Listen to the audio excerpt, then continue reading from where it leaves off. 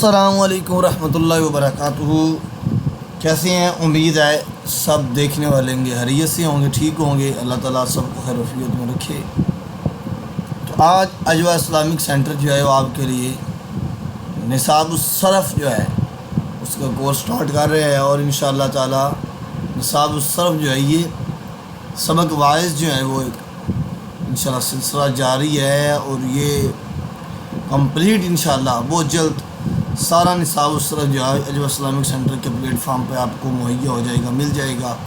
اور اگر کوئی فیس ٹو فیس پڑھنا چاہتا ہے، آن لائن کلاسز لینا چاہتا ہے، کہ ویسے تو ٹیوٹوریل آپ کو مل جائیں گے ہمارے یوٹیوب چینل پر، فیس بک پر اور انسٹاگرام پر۔ اور اگر آپ چاہتے ہیں کہ فیس ٹو فیس پڑھیں، آپ درس نظامی آن لائن کلاسز لیں، پھر آپ انشاءاللہ تعالیٰ اس واٹس ایپ نمبر پہ رابطہ کر سکتے ہیں۔ نیچے ہمارا واٹس ایپ نمبر دیا گیا ہے، اور مزید ڈیٹیل لے سکتے ہیں آپ، اور انشاءاللہ تعالیٰ آپ آن لائن درس نظامی پڑھ سکتے ہیں۔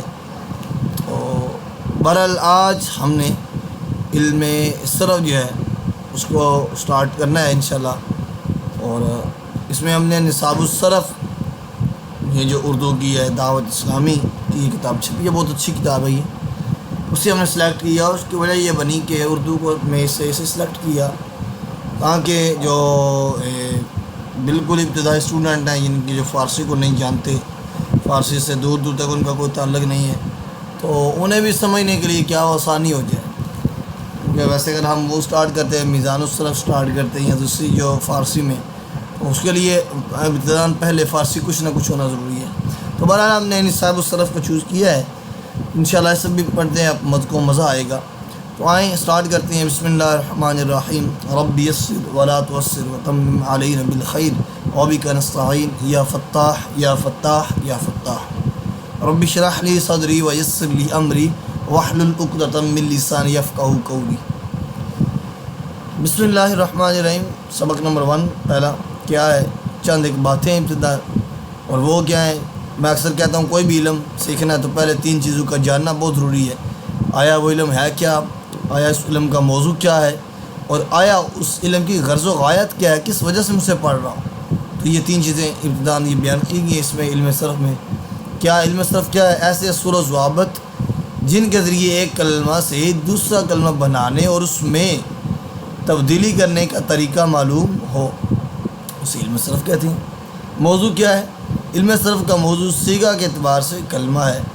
اب صیغہ کیا ہے؟ یہ چیزیں آگے آپ کو پتہ چلتی جائیں گی، ابھی آپ نے یاد کرنی ہے بس۔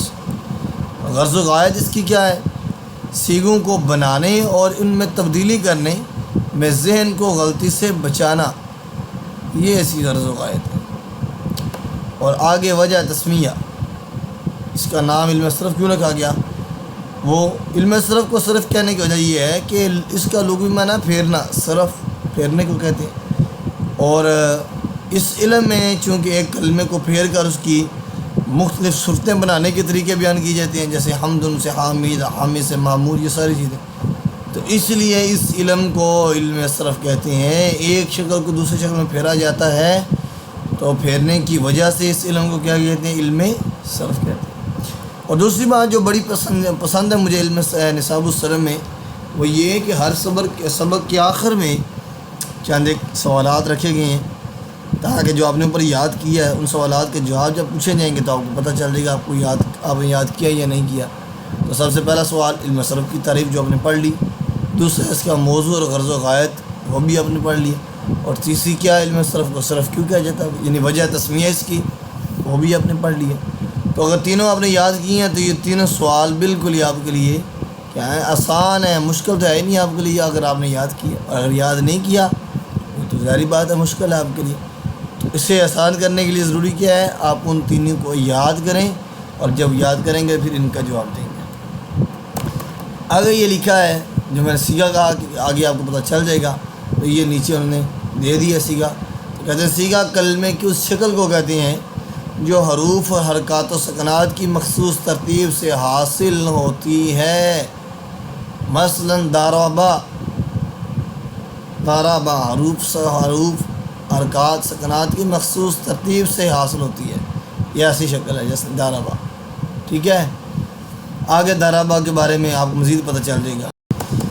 تو دوسرا سبق نمبر جو ہے یہ سبق نمبر 2، کیونکہ وہ پہلا آسان ہی تھا اس لیے ہم نے کہا کہ اسے بھی ساتھ ہی جو ہے وہ سٹارٹ کر لیں۔ سبق نمبر 2 یہ بھی تھوڑا سا ہی ہے، چند ایک چیزیں اس میں ہیں تو بہت امپورٹنٹ، اس لیے ہم تھوڑی کریں گے آج، کوشش کریں گے جتنی آسانی سے ہو سکے۔ تو سب سے پہلے کیا ہے سبق نمبر 2 میں کلمہ اور اس کی مختلف تقسیمات۔ کلمہ اور اس کی مختلف، تو سب سے پہلے کیا ہے کلمہ ہے کیا؟ ہر با معنی لفظ کو کیا کہتے ہیں؟ کلمہ کہا جاتا ہے، جیسے راجل، طفل، مرد، بچہ وغیرہ۔ کلمے کی سے اقسام کلمے کی 3 قسمیں ہیں، اسم، فعل اور حرف۔ انہیں کیا کہتے ہیں؟ سے اقسام کہتے ہیں، اسم، فعل اور حرف۔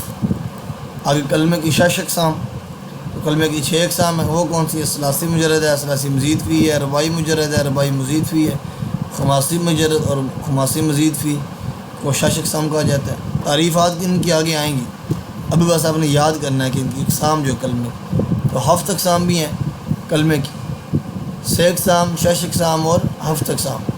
7 اقسام کون سی ہیں؟ صحیح ہے، محموز ہے، مضاف ہے، مثال ہے، اجوف، ناقص اور لفیف کو 7 اقسام سے معصوم کیا جاتا ہے۔